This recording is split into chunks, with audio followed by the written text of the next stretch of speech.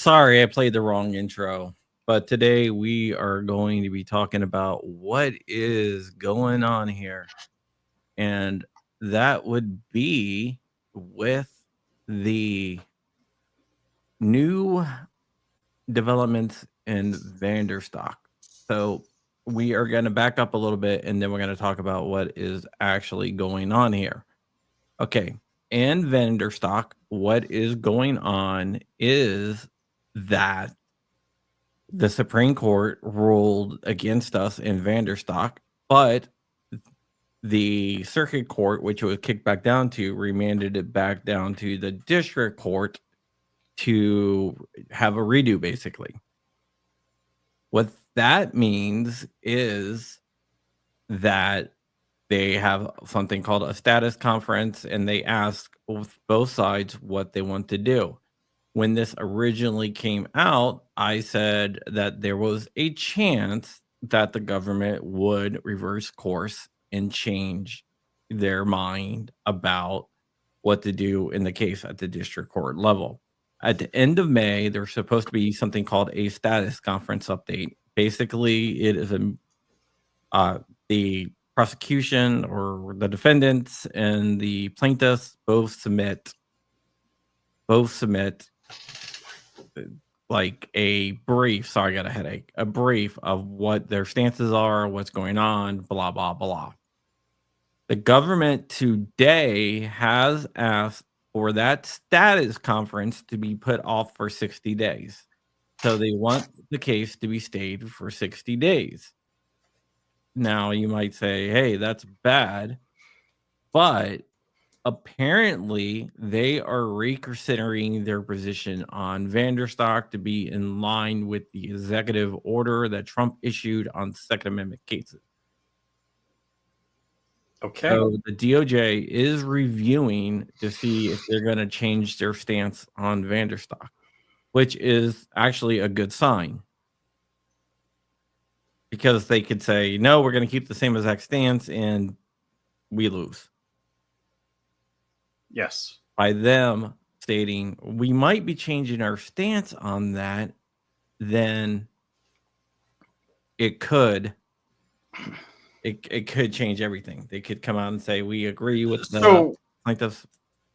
One, it's not a win. Two, it's not a loss. They're just kicking the football down the road for 60 days. It's given them time to review where they stand. Is that after we got a fist up our butt on suppressors? Yeah, this has nothing to do with that.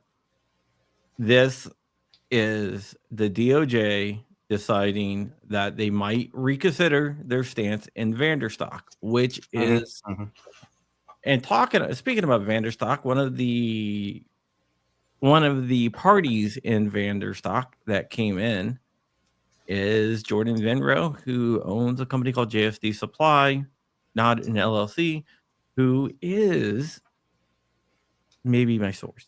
I'm not saying anything, but they are part of the Vanderstok case.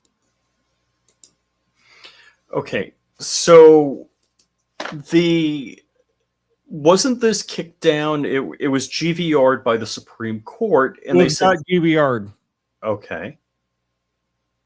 GVR'd is granted, vacated, and remanded to the lower court. They made a decision and they kicked it back down for decision. But didn't they say you need to decide this based on these guidelines? Yes. And what were the guideline instructions? Basically, if they decided on the guidelines, it would, and the government didn't object, it would be that unserialized frames is our firearms. But if the government comes in and says, hey, we're not going to contest the plaintiff's accusations, the plaintiffs win. Okay. Gotcha. Hey, Dark. Hey, guys. How's it going? Oh, yeah, you're not live on CRS's channel? No. Dragon Hiller, hope you're doing well. Dang, man. Yeah, God bless you and your healing, brother. God bless. Man. Yeah, my apologies. I had a little something come up. Sorry to leave you waiting there for a bit.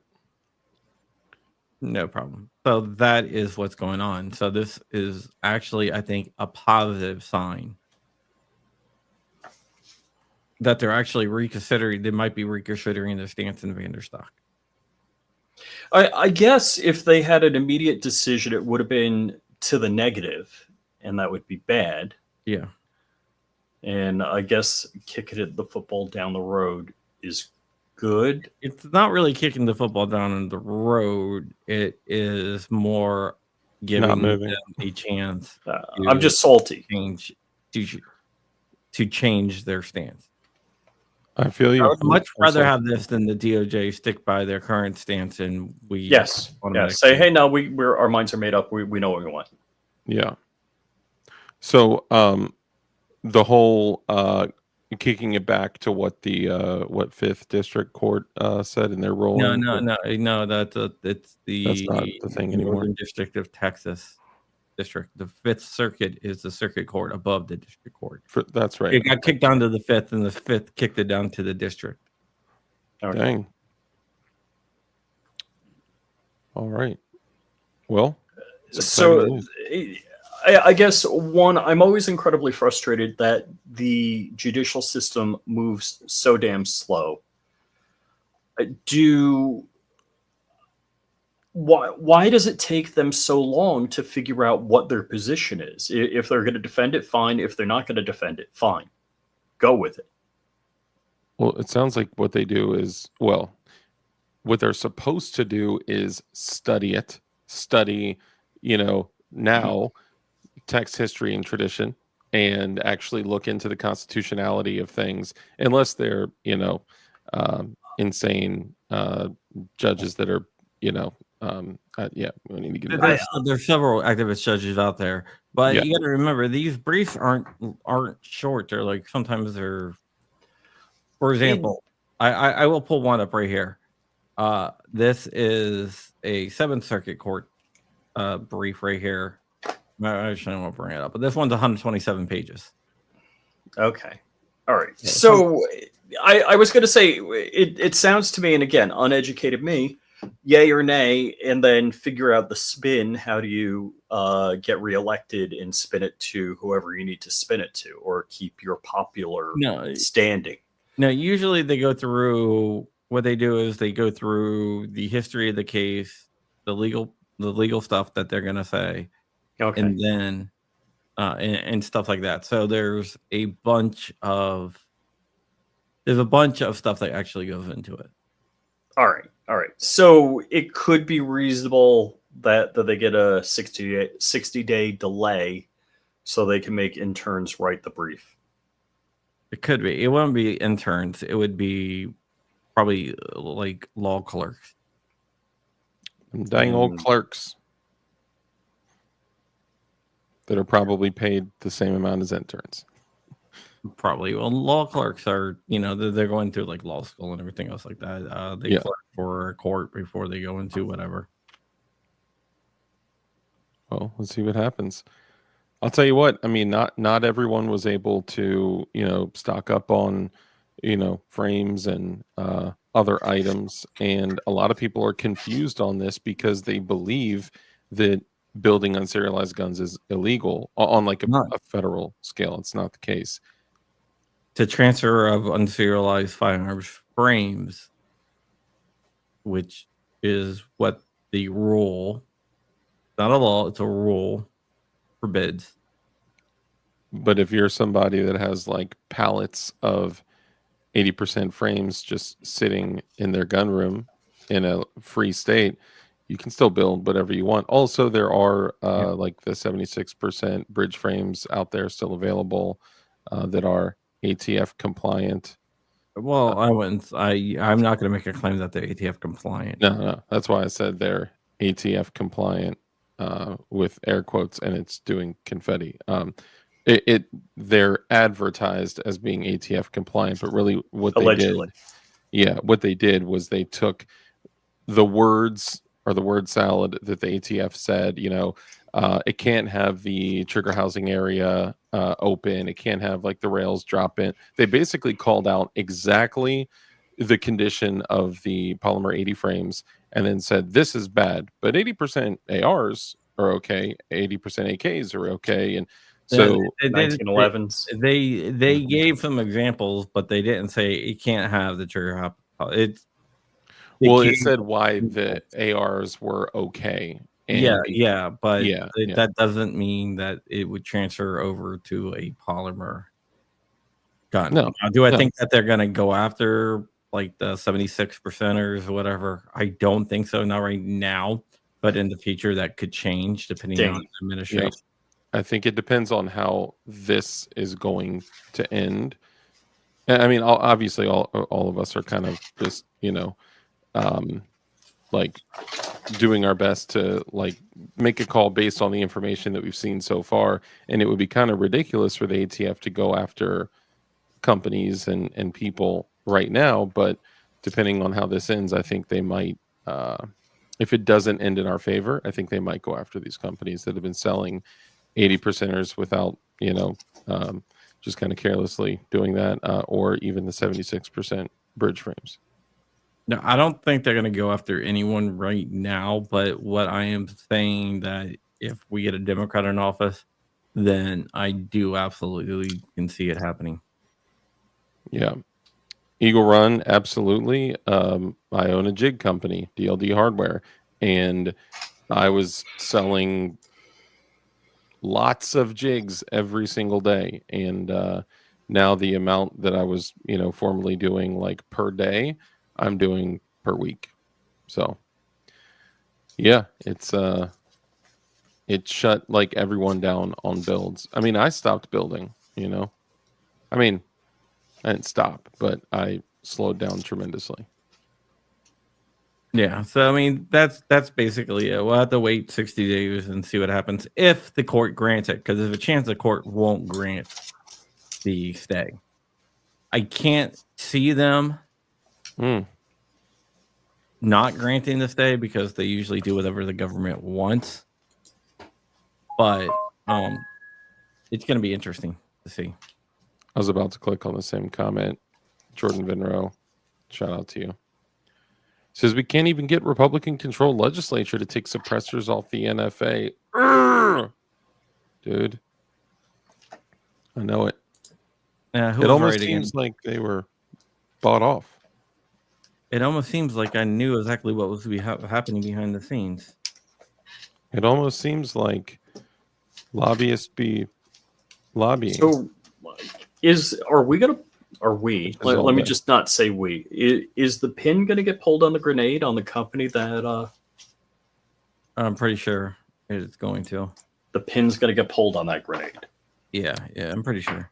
But we're not talking about that right now. We're talking about Vanderstok, guys. And I just wanted to give you an update on Vanderstok, where we're standing, and everything else. So I am going to get out of here right now, and I will go ahead and say it before the guys because they want to say it. Visit definitionknives.com and pick up a knife from them because they're going to say that. Yeah. Appreciate that. Bing.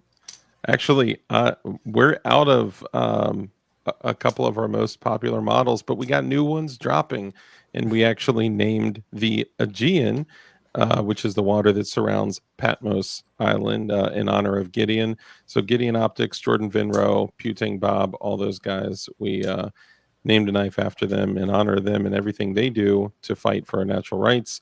So shout out to you guys. I do want to say, and this might not mean anything, but Silencer Shop did sign the letter requesting suppressors be taken off the NFA. I'm sorry. Say that one more time. Silencer Shop did sign a letter requesting that suppressors be taken off the NFA. They're the ones with the kiosk.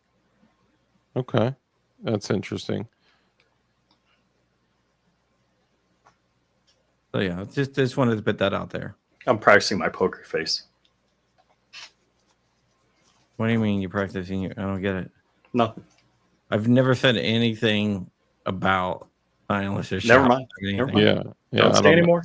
I think people are conflating that Yeah. comment with Yeah, they're. Yeah. I shouldn't have said that. That's like a red herring. So don't go there.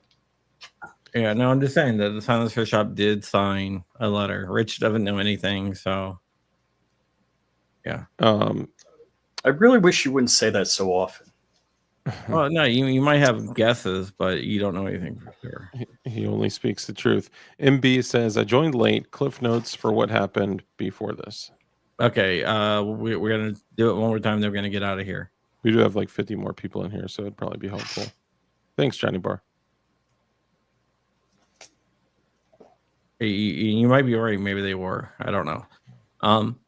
What happened is that if Vanderstok went back down to the district court level, the government asked for a 60-day stay. There's supposed to be a status hearing at the end of the month, a status report due at the end of the month, not a hearing, but a status report due at the month. They decided to ask for a 60-day stay because they might be changing their stances on frames and receivers. This is the federal government. So there you go. So it could be maybe. So no leaks, no rumors. That's a potential of what could be. All we know is they want 60 days. Yeah. I don't have any inside information on this other than what I told you guys. That's it. You guys have all the information I have right now. It could potentially go in our favor, and it also may not. But there's a chance. Correct. All right, that is it. And yeah. All right, guys, I hope you have a great day. Check out DLD After Dark at DLD After Dark on YouTube, and Flying Rich at Flying Rich Firearms and Flying Rich on YouTube. And shop at the Stickman. And with that, we are out of here. Stickman. Bye. Definition